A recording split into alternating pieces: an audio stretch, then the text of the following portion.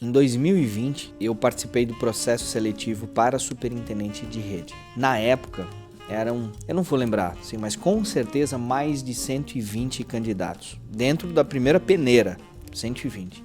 Não sabíamos exatamente quantas vagas seriam abertas. E eu tinha aquela perspectiva de fato ser aprovado. Por quê? Eu estava a 1.600 quilômetros da minha casa. Então eu já estava numa posição desconfortável. Agora, tinha vários fatores que jogavam contra mim. O primeiro deles era a inexperiência. Eu tinha 30 anos de idade, eu estava como SEV há 9 meses. Você pensa o seguinte, há 9 meses atrás eu era gerente geral, eu estava como SEV e agora estava pleiteando ser superintendente de rede. Então, dado esse cenário, eu não tive dúvidas. Eu queria muito, mas tinha muitos pontos de atenção. Não tive dúvidas de que eu teria que me preparar muito.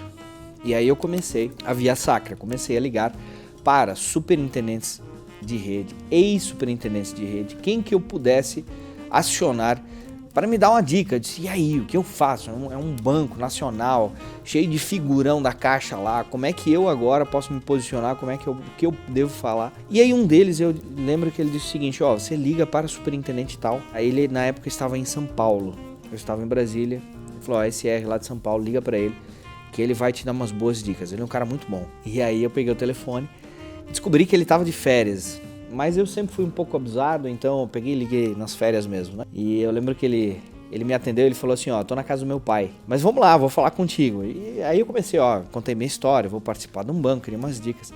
Aí ele falou o seguinte, você vai pro banco da SR, então vamos falar, começa me dizendo aqui quais são os pontos positivos e os pontos de atenção no último balanço publicado da Caixa. E essa já foi a primeira invertida, porque, sei lá, até então eu acredito que eu nunca tinha lido um balanço da Caixa. Quiçá fazer uma análise dos pontos positivos ou os pontos de melhor. E aí ele já disse para mim, se você quer ser um executivo da Caixa, se você quer ser um executivo do banco, o mínimo que você precisa saber é toda a parte institucional, inclusive os balanços publicados, os relatórios de administração e tudo mais. E o que se seguiu naquela conversa, foi uns 30 minutos de conversa, foi um sermão sobre o que é ser um executivo.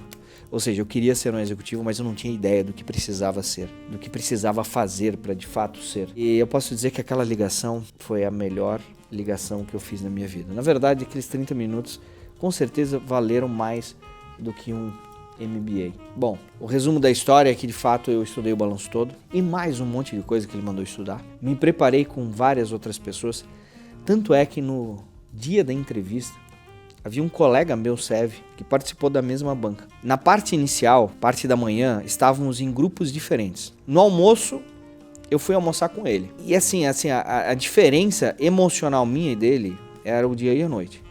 Eu estava assim elétrico, estava vibrante, porque eu tinha ido muito bem na parte da manhã. Ele estava muito nervoso, muito nervoso. Ele disse que não conseguiu falar o que ele tinha planejado, extrapolou o tempo que ele precisava, que ele tinha lá para fazer uma determinada atividade.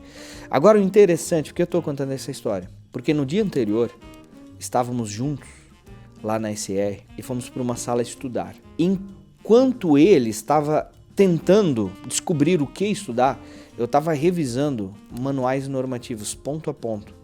Item 1, item 2, item 3, código de ética, regulamento de pessoal, planejamento estratégico. Eu estava só revisando de cabeça para ver se eu lembrava. E ele disse assim, tu estudou tudo isso? Eu nem cheguei a olhar isso. Bom, o resultado foi que daquelas mais de 120 pessoas, apenas 5 foram aprovadas. Eu estava entre elas. E depois disso eu sumi. E detalhe, de fato perguntaram sobre o balanço da empresa. Então esse é o poder da preparação, mas não qualquer preparação. Esse é o poder de você se preparar para um processo seletivo com quem sabe, com quem entende sobre o que vai acontecer. Isso com certeza economizou alguns anos da minha vida e alguns anos de carreira. Porque se eu tivesse talvez reprovado naquele processo seletivo, qual seria a próxima possibilidade?